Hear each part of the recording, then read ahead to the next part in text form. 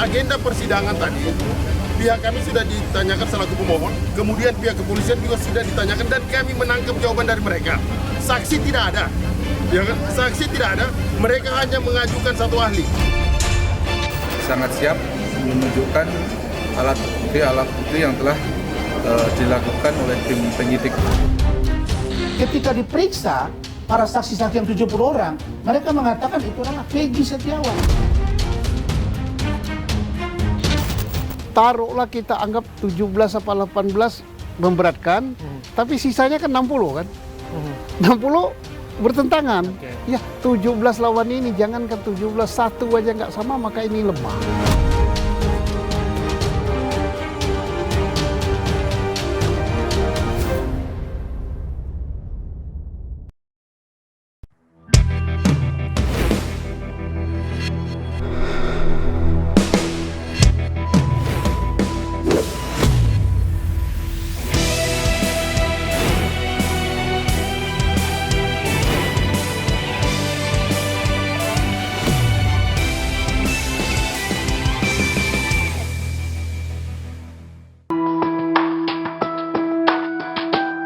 Pengadilan Negeri Bandung menggelar sidang perdana pra-peradilan tersangka Peggy Setiawan dalam kasus pembunuhan Vina dan Eki di Cirebon.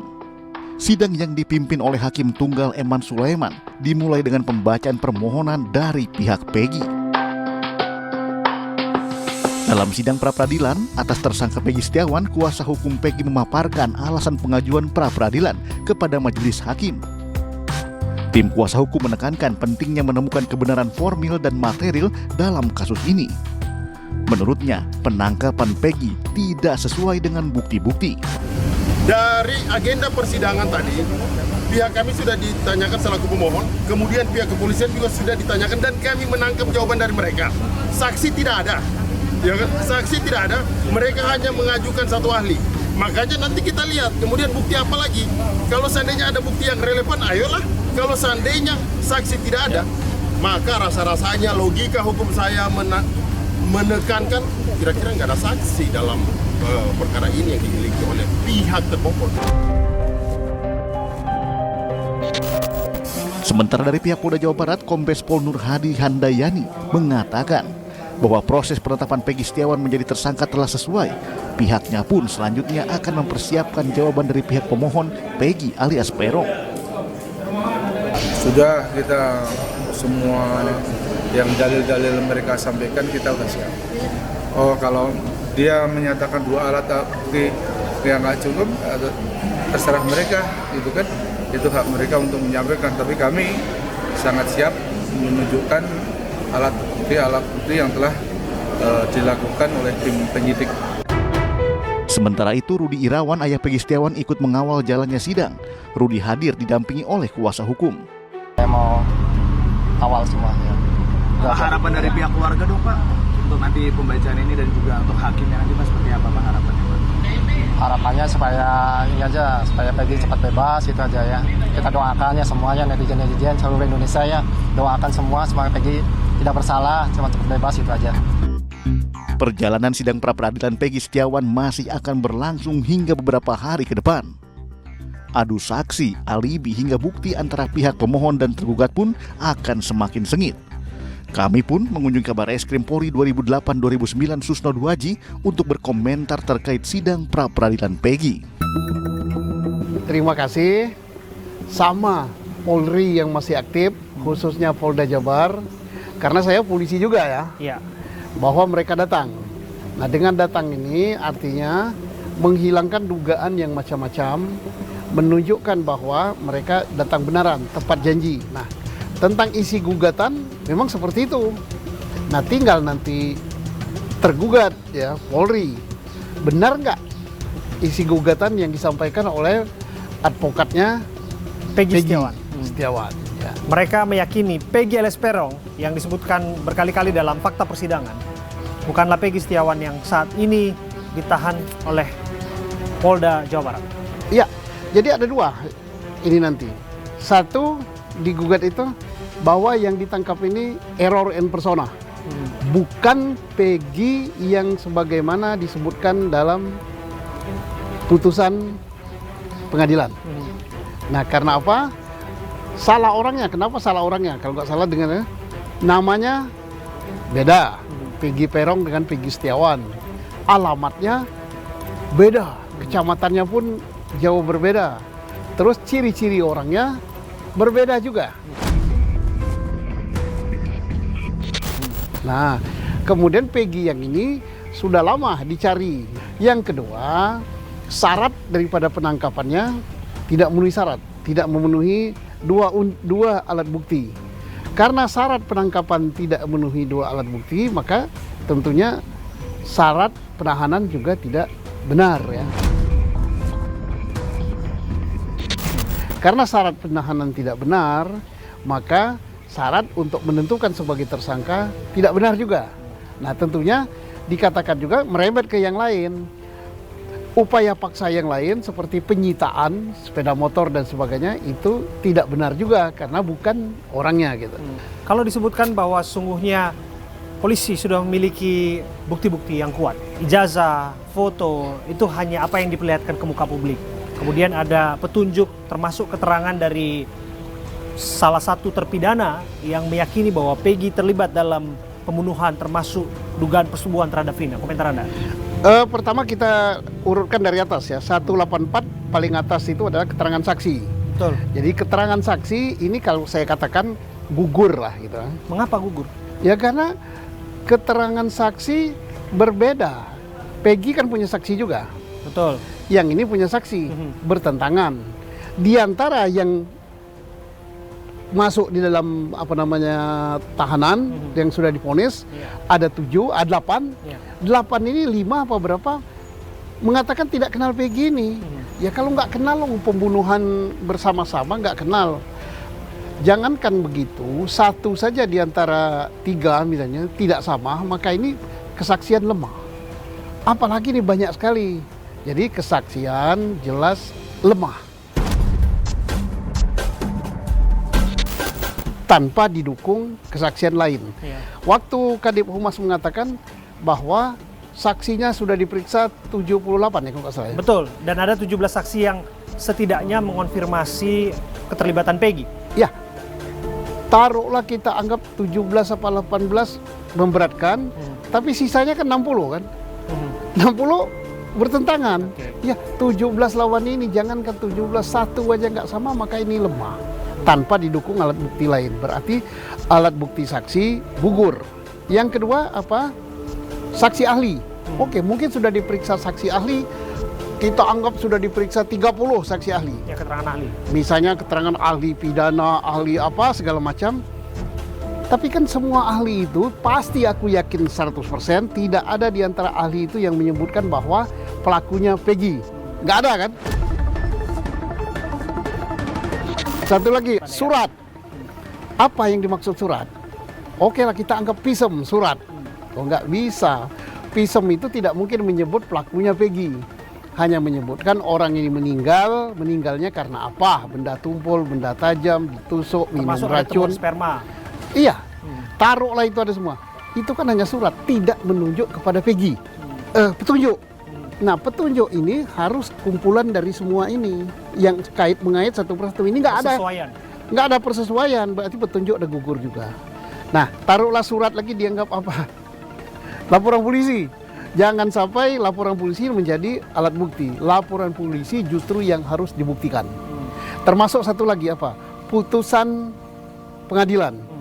Putusan pengadilan ini bukan alat bukti. Putusan pengadilan menyebutkan Peggy.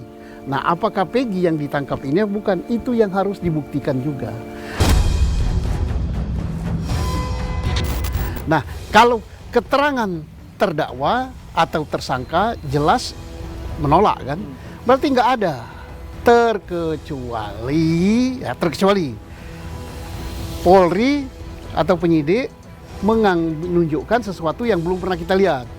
Misalnya, nah ini kan ada sidik jari, ada laborat, ada HP, ada CCTV, ada segala macam. Ini dan itu menyatakan bahwa Peggy punya pelaku. Saya sangat berharap pra-peradilan dan penyidikan ini bisa membuka 2 alat bukti yang disebutkan di pengadilan. Yang ini tidak dibuka. Ini tanda tanya besar. Apa itu? CCTV.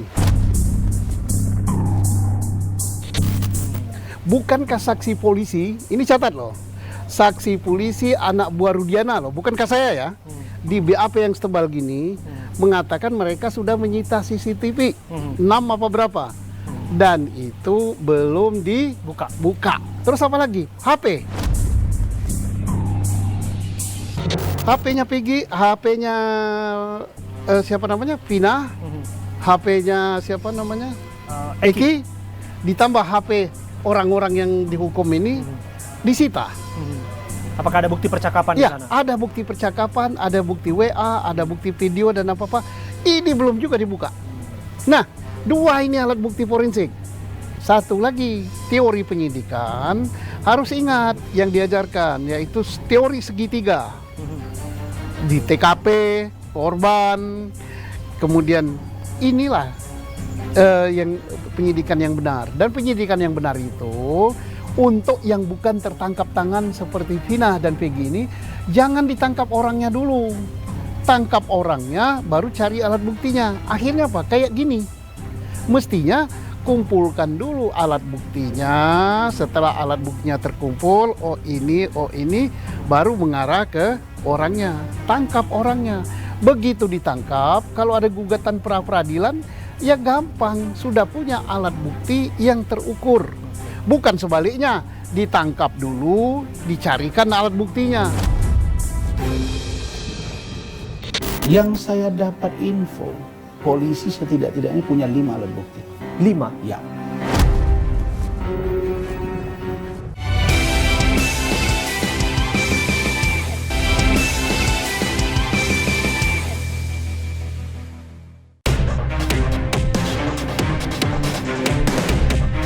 Kasus pembunuhan Vina dan Eki seolah menjadi benang kusut yang perlahan terurai. Banyaknya saksi yang pro dan kontra bermunculan menjadi salah satu penyebab peliknya kasus ini. Hingga banyak spekulasi dan asumsi liar bermunculan, menambah kerumitan. Salah satunya adalah kesaksian warga Bekasi, Jawa Barat bernama Aep yang mengaku sempat menyaksikan peristiwa pembunuhan Eki dan Vina, serta mampu melihat para pelaku meski dalam keadaan gelap. Kejadian itu kebetulan waktu itu saya lagi di warung, saya lagi di warung, terus ada pengendara motor yang berpakai seragam yang bertulisan ekdisi lewat, terus langsung dilempari batu. Tuh di situ dilempari batu, terus dikejar-kejar tuh. Berhubung saya juga takut di situ, akhirnya saya udah langsung pulang aja. Gitu. Posisinya waktu itu Bang Aep di rumah atau di apa? Di warung.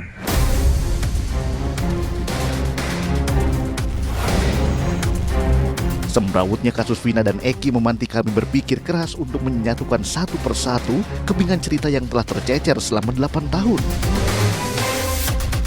Kami pun mengunjungi rekan kerja Peggy Setiawan yang bekerja sebagai kuli bangunan, yaitu Suharsono alias Bondol, Suparman, dan Ibnu.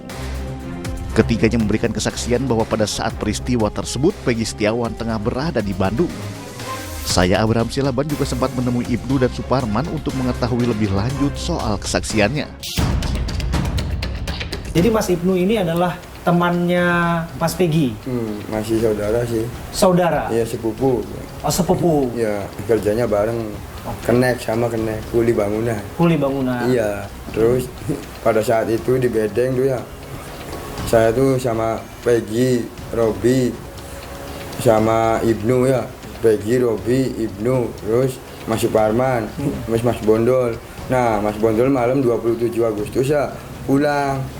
Saya anter Ibnu, Peggy, Robi menganter. Pas Bondol naik angkot, saya pulang lagi. Bersama dengan Peggy? Iya, bersama dengan Peggy. Ke Bedeng? Ke Bedeng, makan. Itu tanggal 27 tidur. Agustus? Iya, malamnya itu tidur bareng di situ. Jadi Mas Ibnu yakin dan percaya bahwa Peggy nggak bersalah dalam kasus ini? Yakin, Mbak.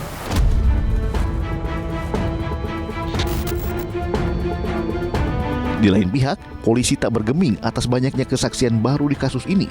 Polisi tetap pada pendiriannya bahwa mereka tidak salah tangkap terhadap tersangka Peggy Setiawan. Demi mengkonfirmasi keberadaan Peggy saat malam pembunuhan, kami pun pergi ke Bandung, menyambangi bangunan proyek yang Peggy kerjakan tahun 2016 lalu. Kami pun bertemu dan berbincang dengan sang pemilik bangunan, yang juga bersaksi bahwa Peggy Setiawan tengah berada di Bandung hingga bangunan selesai dan siap huni. Bagaimana Bapak bisa ingat pembangunan di awal Agustus, sementara ini kejadian sudah berlalu 8 tahun lalu, Pak? Nah, ketika itu di bulan Agustus 2016, itu seingat saya ibu saya meninggal tanggal 13 Agustus 2016. Nah, itu pembangunan sedang berjalan, sedang pondasi itu. Tapi Bapak bisa pastikan, Pak, bahwa Peggy saat kejadian di tanggal 26 Agustus itu berada di sini, Pak? Dari sampai finishing itu ada Pak Rudi, Peggy, Robi, Ibnu. Sampai selesai mereka di sini. Di sini. Pak, Peggy itu mempunyai nama samaran Robi. Kalau setahu saya Robi itu adiknya, Pak. Dan memang waktu itu bapaknya memperkenalkan memang itu Robi itu ya adiknya. Jadi bukannya Peggy berganti nama, enggak ya, setahu saya Peggy ya Peggy. Robi ya Robi, beda orang gitu.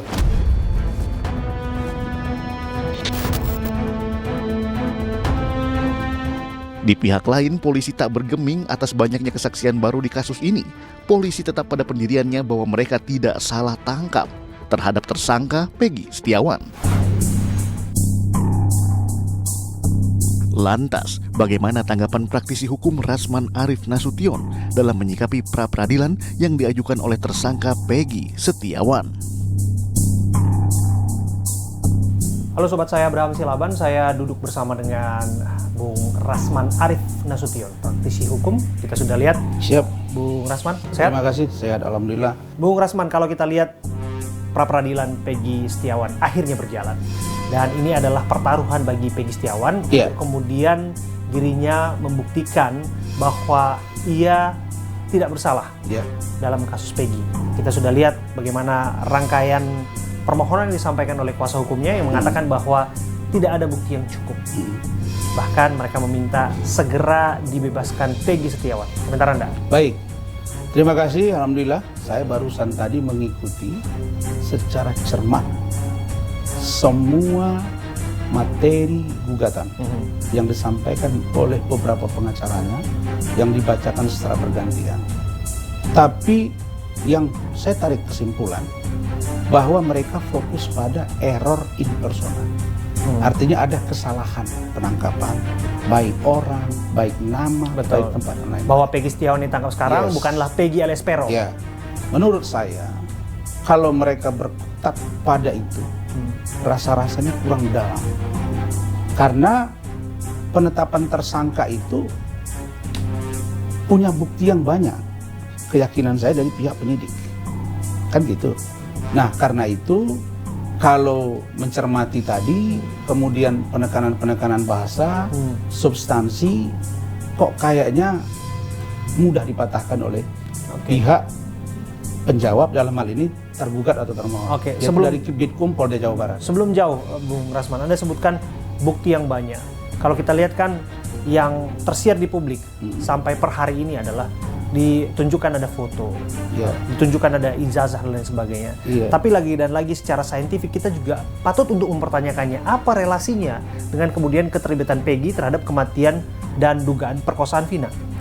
Yang saya dapat info, polisi setidak-tidaknya punya 5 alat bukti. 5? Ya. KUHAP mengatur 5 bukti. 1, keterangan saksi, keterangan ahli, kemudian surat, petunjuk, dan keterangan terdakwa. Dari Polda Jabar, info yang saya dapat, mereka punya 5 alat bukti.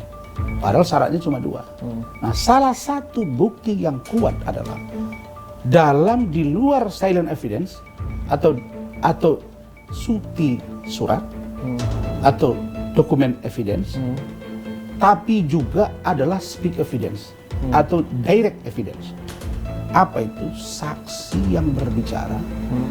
Dari 70 saksi yang diperiksa terkait dengan siapa ini Peggy, 17 mengatakan itu adalah Peggy Setiawan alias Peggy Peron. Oh ya? Ya. Siapa itu 17 orang itu? Yang diperiksa itu. Tentu saya nggak bisa buka siapa. Tapi 17 orang itu, informasi yang saya dapat, itu mengatakan itu adalah Peggy Setiawan alias Peggy Peron. Plus dari mereka yang ditahan sekarang, yang terpidana ini, 5 mengatakan bukan Peggy, 1 mengatakan itu adalah Peggy Setiawan. Kita jangan lupa, dalam teori ilmu hukum, tidak berarti banyaknya orang yang mengatakan bahwa si Peggy Setiawan bukan Peggy Setiawan. 1000 pun orang yang berbicara pada satu objek, maka nilainya cuma 1. Kualitasnya 1. Nah, untuk kebenaran itu nanti diuji kalau dia terkait dengan penetapan tersangka.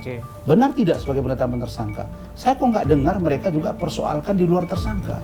Kan objek Prapit itu kan bukan tersangka saja, penahanan. Dan pertanyaan publik juga ketika disebutkan ada bukti foto, kemudian ijazah dan sebagainya, artinya bahwa dokumen tersebut sudah ada di tangan oleh penyidik. Lantas mengapa kemudian yang sudah diketahui identitasnya sekian lamanya tidak ditangkap? Begitu. Begini, itu tadi yang saya katakan. Pertama, jaksa hakim, mereka melihat cukup, mereka sidangkan, divonis. Bisa jadi, kan saya bilang bisa jadi Pak Rudiana merasa sudahlah. Tapi kalau dalam konteks penegakan hukum harusnya memang itu komprehensif. Yang 3 lagi itu harus dikejar. Persoalannya, Adinda, begini, saya tanya ke penyidik, kenapa kok kalian mengkerucut ke 1 nama?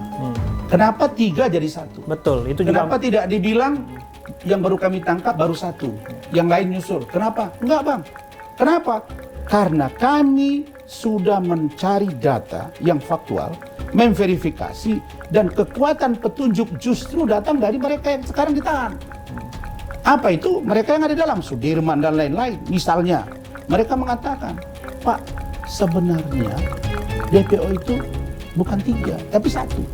Jadi dari mereka, makanya saya katakan dari awal, ini adalah tindakan berubah-ubah yang tidak konsisten oleh mereka yang menjadi tersangka dan terpidana. Sehingga penyidik menjadi ngawur.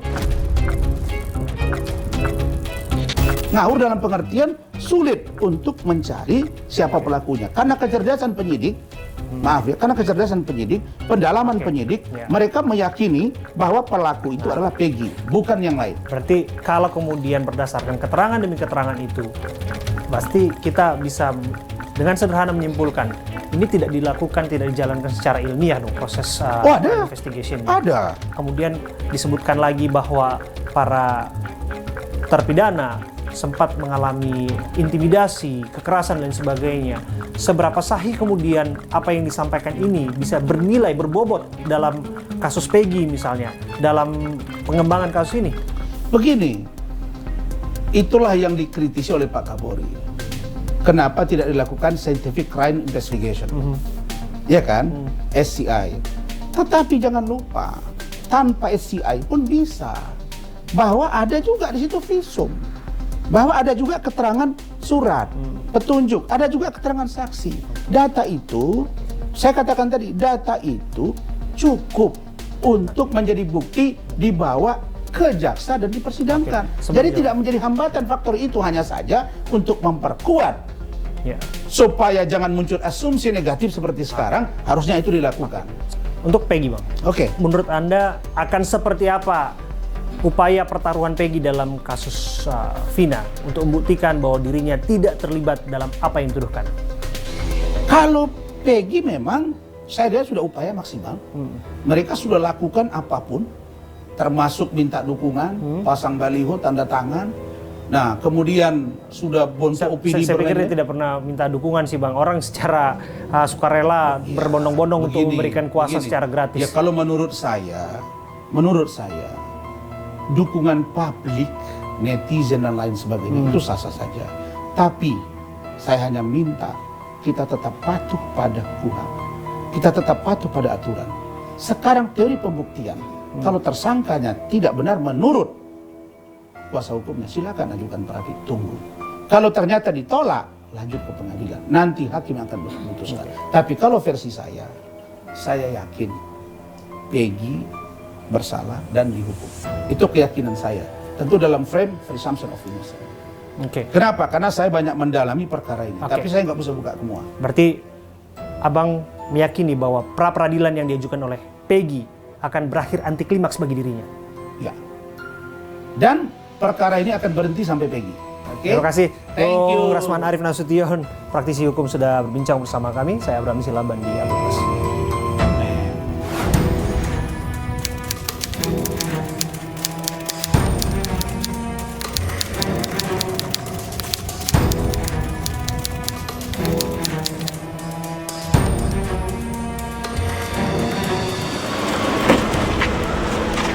Dadanya, dada. Udah Bapak Sren. Dada. Pak. Udah tutup. Oke, sehat Pak. Sehat Pak.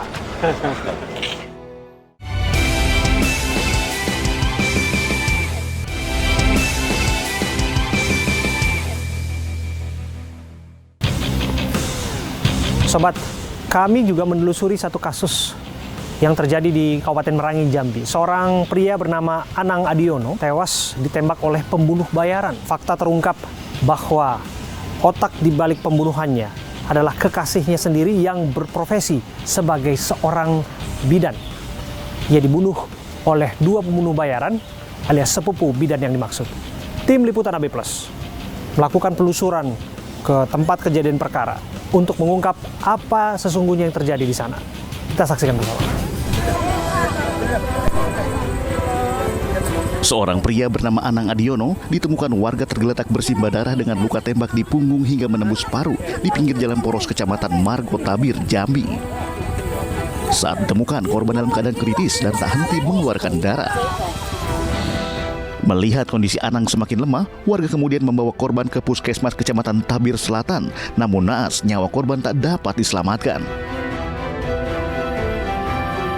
Muhammad Jainuri, kerabat korban, kaget bukan kepalang saat dirinya melihat jasad Anang dibawa ke puskesmas. Karena saya di puskesmas itu menunggu orang tua. Kebetulan saya nengok paman saya itu yang bawa almarhum itu datang. Tak kirain mau nengok bapak saya, ternyata dia membawa almarhum. Nah saya tanya, kenapa mas?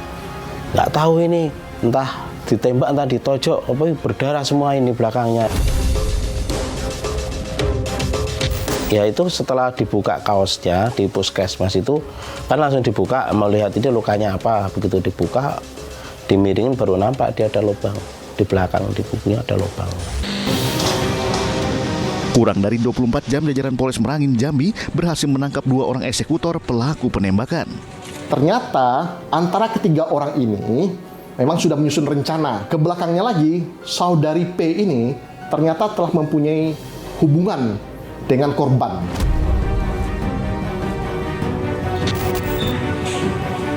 Diketahui keduanya merupakan orang suruhan seorang wanita bernama Puji Rahayu alias Puput yang berprofesi sebagai bidan desa. Kedua pelaku yakni Chandra dan Sugeng yang tidak lain adalah sepupu sang bidan. Dan belakangan diketahui Puput merupakan kekasih korban Anang Adiono. Dari hasil pemeriksaan kepolisian terhadap tersangka Puput, didapatkan keterangan jika pelaku tega merencanakan pembunuhan tersebut bersama dua sepupunya karena tidak tahan lagi dengan ancaman korban yang kerap mencaci maki tersangka dengan kata-kata kasar. Peristiwa sadis seperti ini tentu tak patut untuk ditiru, namun perlu kita ketahui apa penyebabnya.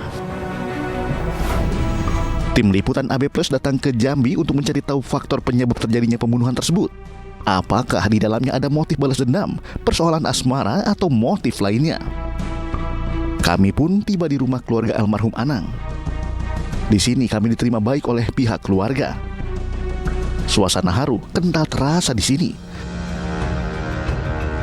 Jam 2 siang itu saya pulang dari kebun masih papasan di jalan sama beliau.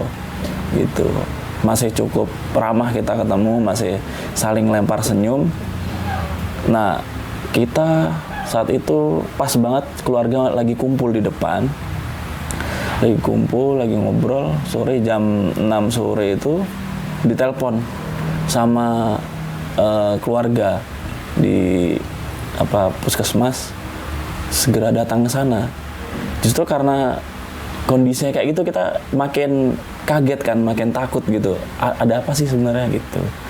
Nah setelah sampai sana ya saya nggak bisa berkata apa-apa setelah melihat beliau benar-benar, saya buka penutupnya, ternyata emang beliau ya sangat terpukul lah, lihat, sangat sedih lah lihat keluarga meninggal ya gitu. Kepergian Anang dengan cara tragis membuat luka mendalam bagi Aminah, ibunda Anang. Ampuni dari segala dosa sama Yang Maha Kuasa. Bagaimana tidak, sebelumnya Aminah juga pernah kehilangan anaknya dan sang suami. Udah nggak bisa apalah pokoknya, nggak tertahan lagi. Baru 3 tahun loh bapaknya meninggal, yang ini nusul lagi. Ya orang sore tiba-tiba dikabarin sama adik ipar kan kesini, dia pada ngomong berdarah gitu. Jadi bukan saking apanya ya, ketakutan karena udah pernah anak yang nomor 2 itu meninggal di sekolahan, keadaan dari rumah sehat. Di SMA tuh kelas 3 SMA tahun 2006 dia meninggal. Kejadian lagi tiba-tiba anak ini malah ditembak orang. Apa nggak langsung jerit, aku mekek nggak karuan. Walau berstatus putra sulung, Anang sangat dekat dengan sosok sang ibu. Rasanya gimana ya, anak yang paling tua untuk panutan adik-adiknya, tiba-tiba meninggalnya dibunuh orang. Nggak bisa terucap lagi, Bang.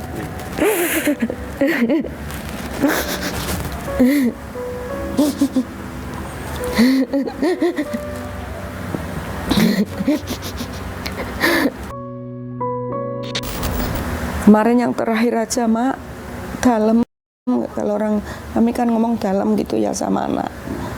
Kenapa? Motor Mama ini tak apa ya, servis. Kalau besok aku udah sempet nikah, Mak, nggak ada lagi yang baikin motor-motor ini. Oh iya. Cuman dia ngomongnya, Mak, ya aku mungkin jadi nikah habis bulan Muharram, bulan apa, Mak? Gitu kan. Bulan Muharram kalau orang Jawa tuh bulan Suro, Nang. Lah kapan? Rencana habis bulan Suro itu, Mak, mau nikah. Lah terus aku udah habis beli cincin gitu. Kan beneran ya. Beli cincin berapa, Nang? Habis 40 sekian gitu. Lah mana tengok cincinnya, Nang? Ya enggak lama, orang udah dipegang dia gitu. Nah sebenarnya kita nggak terlalu cari tahu lebih dalam, karena emang yang pertama semua surat-surat berharga itu kita titipkan sama Mas Anang gitu. Nah soal kemananya kita kurang jelas, cuman info terakhir itu Mas Anang cerita ke saya ya sertifikat dititipkan ke calon istrinya itu gitu. Pihak keluarga tentu menuntut keadilan atas peristiwa Anang. Menurut keluarga, sosok Anang tak bisa digantikan oleh apapun. Apa nggak kita omongin baik-baik sebelum ini terjadi gitu? Kalau emang benar Mas Anang punya sangkutan hutang atau apa gitu. Karena kan kalau kita ditarik, kembali saya bilang tadi, kita masih keluarga sebenarnya semuanya kayak gitu. Saya tuh diperlakukan bagaikan budak seksnya.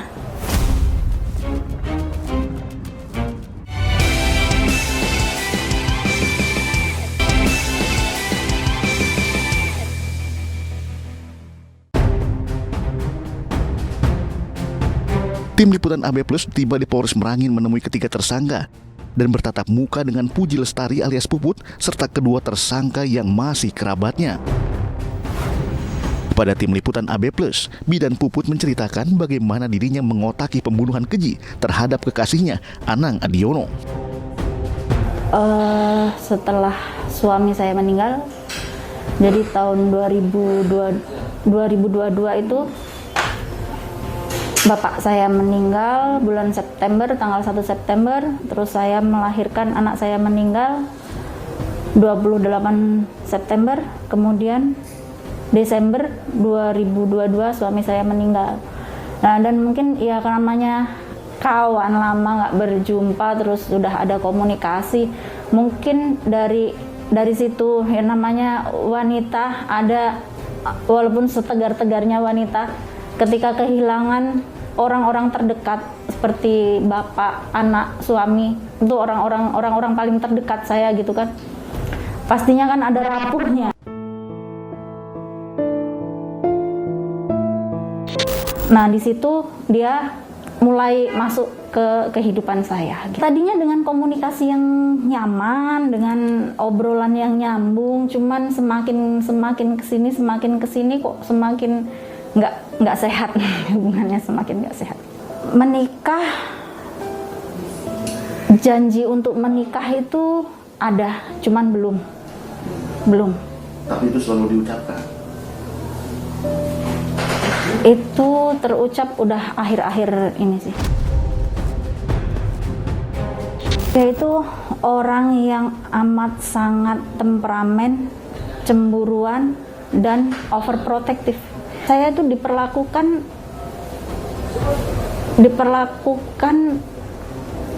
bagaikan budak seksnya. Kenapa saya bisa cerita? Saya ditanyain sama Mas kan, kamu tuh kenapa? Kok akhir-akhir ini murung? Kamu ada masalah? Cerita. Itu memaksa saya untuk cerita, nggak sekali dua kali. Mas saya memaksa saya untuk bercerita. Disitulah saya cerita sama Mas. Sempat ada omongan nggak dari Mas saya itu kalau Anang akan saya habisi dengan cara ditembak? Iya, kalau menghabisin tuh enggak Pak, cuman memberi pelajaran, bukan kok dengan kalimat menghabisi. Sugeng yang juga kerabat Puput sangat kesal ketika mendengar adik sepupunya itu diperlakukan tidak senonoh oleh Anang. Nah, jadi sebelum kejadian itu kan seminggu itu ketengok kok adik aku kok sering murung, mata sering bengkak, lebam, maksudnya kayak orang habis menangis. Kalau kayak gini caranya nggak bisa dibiarkan, kataku. Jangan Mas, jangan katanya, biar katanya. Loh kok jangan ngapa, kataku. Nanti kalau kamu kayak gini caranya, kamu semena-mena sama kamu. Aku sebagai masmu lo nggak terima kalau diperlakukan seperti ini.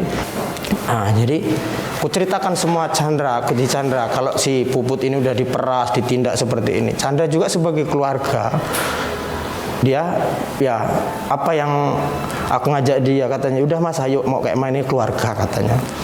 Nah, di jalan kami kan bilang sih sama si Chandra, nanti kalau memang kita kasih pelajaran aja Chandra, kataku. Karena Puput juga minta kalau bisa kasih pelajaran kan gitu, karena Puput udah nggak kuat. Pokoknya tolonglah Mas kasih pelajaran dia. Maksudnya pelajaran ya kalau bisa lewatkan, karena dia kalau masih hidup dia pasti meronong ke aku, karena dia pernah ngancem itu tadi, laporkanlah aku ke polisi, di penjara pun aku tidak takut. 2 tahun, 3 tahun, 4 tahun aku keluar dari penjara, tapi lihat habis kau sama aku. Pada saat hari kejadian, Sugeng sempat berpisah arah dengan Chandra. Namun senjata api milik Sugeng dititipkan ke Chandra. Sempinya udah dikasihkan ke saya. Saya bilang, Mas nanti kalau orangnya lewat gimana? Kalau sempi sampean bawa, kan bilang kayak gitu. Habis itu saya minta sempinya kan. Mas Sugeng pulang, suruh bilang bahwa saya suruh nunggu di Simpang Pisangu.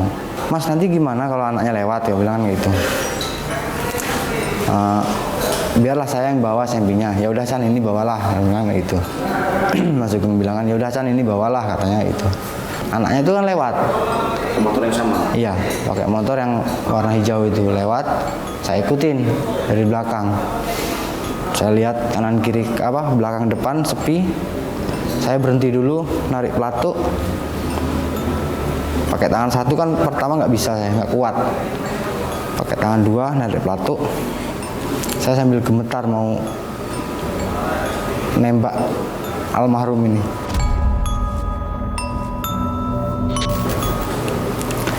Jarak kurang lebih 2,5 meter, 2 meter. Saya tembak arah sini kan. Ya seumur-umur nggak pernah megang senjata, kaget hentakannya kencang itu kan. Kayak gini saya nggak tahu kena apa-apanya, langsung kabur pulang saya. Penyesalan pun terucap dari mulut Puput. Dirinya tak menyangka jika kini harus mendekam di balik dinginnya tembok penjara. Untuk keluarga saya menyampaikan permintaan maaf saya kepada orang tua saya, kepada kakak saya, kepada adik saya, kepada keluarga besar saya. Maafkan perlakuan saya. Saya sudah membuat malu keluarga besar saya, kepada anak-anak saya. Saya mau meminta maaf yang sebesar-besarnya karena nggak bisa lagi mendampingi anak-anak saya, nggak bisa mengikuti tumbuh kembang anak saya, nggak bisa mendampingi anak saya belajar, nggak bisa lagi mengantar anak saya ke pesantren, nggak bisa lagi menjenguk anak saya ketika jadwal penjengukan. Maafin Rumina, tetaplah menjadi anak-anak yang soleh-soleh. Pokoknya namanya nyawa, pokoknya saya minta setimpal dengan perbuatan dia.